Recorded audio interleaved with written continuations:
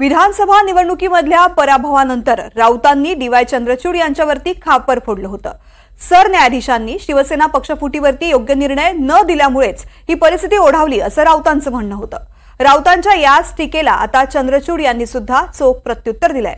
पाहूयात। या सगळ्याला जर जबाबदार कोणी असेल या महाराष्ट्रातल्या घडामोडींना ते सरन्यायाधीश डी.वाय. चंद्रचूड। पण विरोधी पक्षाची भूमिका बजावा असं त्यांना कोणी सांगितलं? त्यांना काही समजतं का? ते मोठे कायदेपंडित आहेत, न्याय द्या, निकाल द्या, एवढंच आमचं म्हणणं होतं ना। विधानसभा निवडणुकीत महाविकास आघाडीचा दारुण पराभव झाला। राज्यात सत्ता स्थापनेचा दावा करणाऱ्या महाविकास आघाडीला 50चा आकडाही पार करता आला नाही।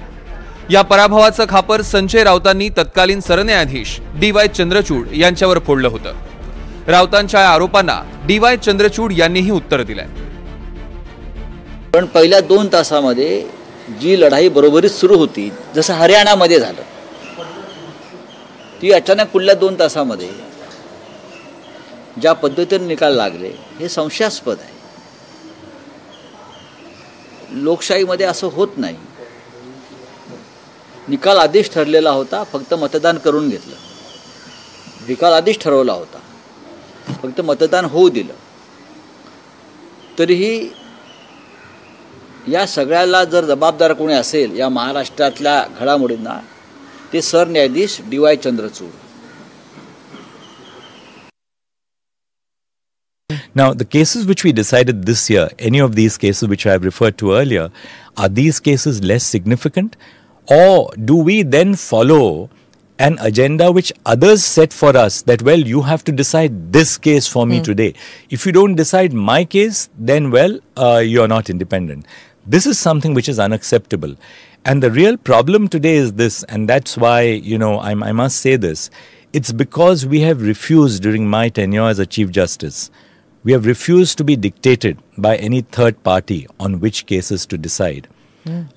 Sometimes, very highly resourced persons come to the court and they try and suborn the system by saying, well, my case should be heard first.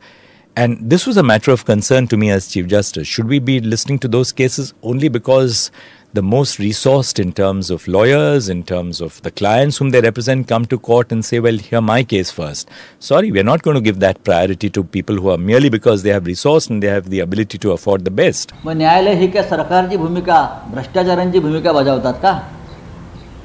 Chandrachud हे विद्वान आहेत, कायद्याचे अभ्यासक आहेत, देशाच्या सरन्यायाधीशपदी पोहोचलेली ती व्यक्ती आहे। आम्ही त्यांचा आदर करतो, मला त्याच्याविषयी काही म्हणायचं नाही। पण विरोधी पक्षाची भूमिका बजावा असं त्यांना कोणी सांगितलं? त्यांना काही समजतं का? ते मोठे कायदेपंडित आहेत, न्याय द्या, निकाल द्या, एवढंच आमचं म्हणणं होतं ना। आम्ही दुसरं काय सांगितलं? तुम्ही जो असेल तो निकाल द्या।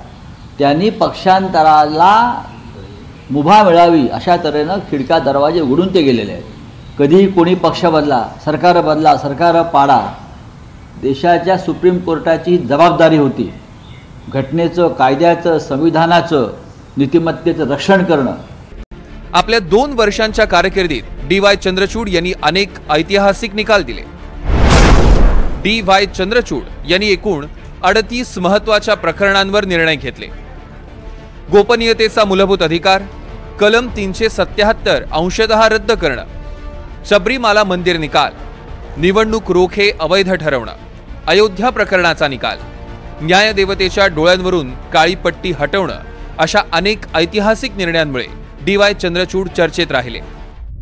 मात्र शिवसेना आणि राष्ट्रवादी पक्ष आणि पक्ष चिन्ह नेमकं कोणाचं हे प्रकरण जवळपास 1.5 वर्ष प्रलंबित राहिलं। म्हणूनच ठाकरे आणि शरद पवार गटाकडून डी.वाय. चंद्रचूड यांना लक्ष करण्यात आलं होतं। अशातच गणेशोत्सवाच्या काळात पंतप्रधान नरेंद्र मोदींनी सरन्यायाधीश चंद्रचूड यांच्या घरी भेट दिली। या भेटीमुळे डी.वाय. चंद्रचूड विरोधकांच्या निशाण्यावर आले होते। वास्तविक डी.वाय. चंद्रचूड यांचा अवघ्या 2 वर्षांचा कार्यकाळ लक्षणीय ठरला होता। सरन्यायाधीश डी.वाय. चंद्रचूड यांनी 2 वर्षांच्या कार्यकाळात तब्बल 1275 खंडपीठाच्या सुनावणीत सहभाग घेतला। 613 निकालांचं लिखाण त्यांनी केलं, तर 500 खटल्यांमध्ये ते स्वतः न्यायमूर्ती होते। धनंजय चंद्रचूड यांच्या काळात सर्वोच्च न्यायालयात डिजिटलायझेशनला वेग आला। न्याय प्रक्रिया अधिक युजर फ्रेंडली झाली.